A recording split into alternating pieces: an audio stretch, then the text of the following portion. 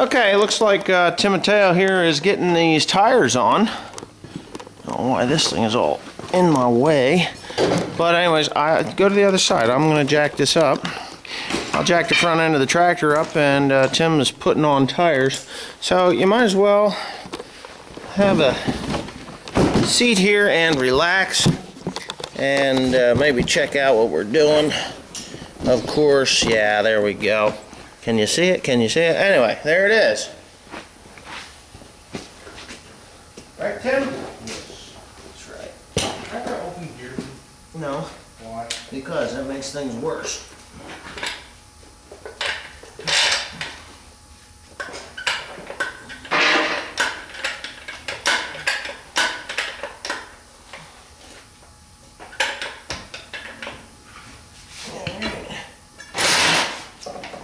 You can use never sees.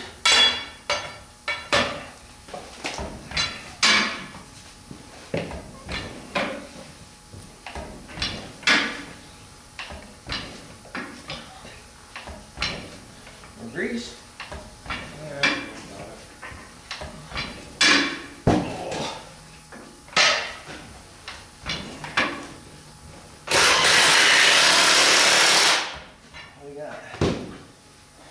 Keep jacking. Oh, it's fine. Or I'm fine. lift up and push down on that end. I really want to do that. I'm not that heavy. Thank you.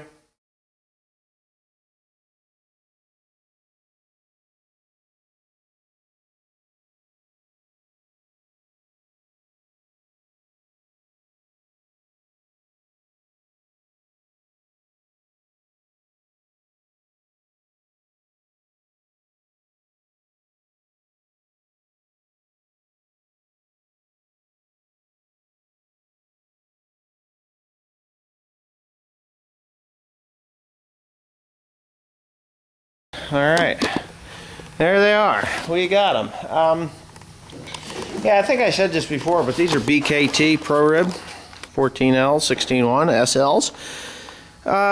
Well, maximum speed of 25 miles per hour. Anyway, these. Excuse me. I never had much luck with these. I never really liked them, to be honest with you. We have 45 pound of air in there, which I believe is too much air. I'm going to look on the side. I think we're going to have to drop it back down to 35, but they're 12 ply rated tires. These things are tough tires. I like them.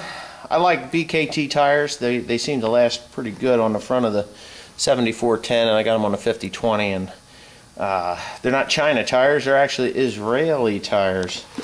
But anyways, these, I never really cared for the 4 rib ones, because I always seem to get flat tires with them. I have no idea why, but they always seem to go flat.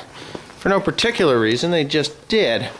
You'd be going along in a field and sticks and stuff would punch through. You'd always pick up, I don't know, stalks for, corn stalks would punch through them things. But they were always an 8 or a 10 ply, an 8 ply tire. These are 12, so I don't think we're going to have any problems there. So anyways, that's the finality of that. Me and Tim did align it, and we've got everything greased but the hubs. I'm going to do that in a little while. You did get this hub greased. Well, I put it on there. I never did because I couldn't find my electric grease gun. But I did find it now. So, but anyways, I guess that concludes the front end business with the 4450. The next thing is going to be to find out what the deal is with that top shaft, right? Thank you for watching.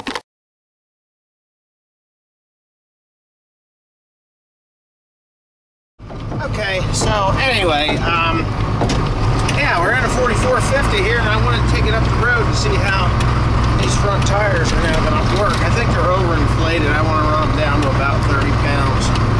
I think that'll be all right. And some of you guys complained about my mid-conversation editing. Well, the reason I edited it that way was because there was nothing interesting that I said.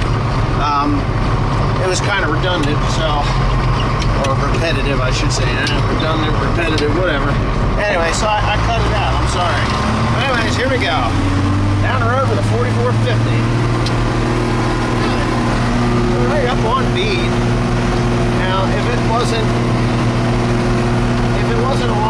properly, which it is, but if it wasn't, you would see it rolling the rubber right off of that. It may still want to do that, but I don't think so. Anyways, that is what we're doing here. Now, this tractor has a little bit of a flutter in its injection pump. I have no idea how many hours are on this because it broke at 4,999 and 9/10. So at 5,000 hours, and ironically, that's what we bought it at. It had 4,999 and 9/10 hours on it.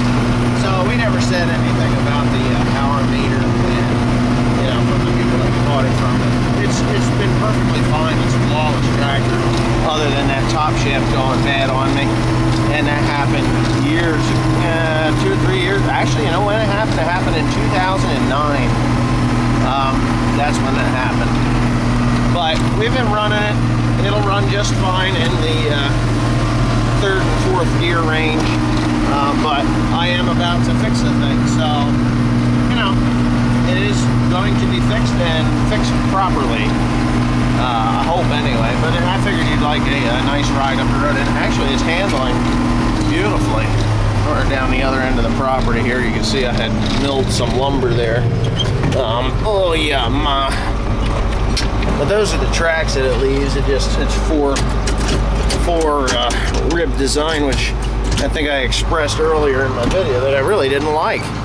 But I got them because they were a little cheaper than the 3 rib ones, and these were 12 ply, and the 3 ribbers are only 8 and 10 ply, and I want the heavier ply tire because, well, I just like the heavier ply tire. So, yeah, I don't like fixing tires, but yeah, I think she's handling pretty darn good. Well, up the road we go, and when I get up there to the end of the farm driveway, then I will, I'll get out and check that tire to see if it's rolling rubber off of it. I know I've got it aligned properly because me and Tim did it, and we did it with the rim and not with the rubber. Anyway, we're going to hit this hill here that I went up with the 60, and it's quite a substantial hill. I mean, it really doesn't do you any justice on film, but I've walked up this thing 100,000 times in my lifetime, and it's making this 140 horsepower tractor grunt. And what I was saying about the flutter in the injector pump, these new fuels do not burn with as much lubrication as the old ones did. So what I've begun to do is, instead of using automatic transmission fluid, I've started using 2-stroke engine oil. And I think this has a 45, maybe a 60-gallon fuel tank in it. And I've been putting a quart to that tank full of fuel in it to add lubrication to my fuel. But anyway, yeah, I'm at my parents' house, and then I'm gonna go on up the road there, and I'll check them tires. Anyway, here they are. I went about 2 miles with them. I don't see any scuffing on it, and all the rubber, the little tits and stuff are fine. You can't see that it's curling it off of there on that one or this one. So yeah, I'd say that's a win-win.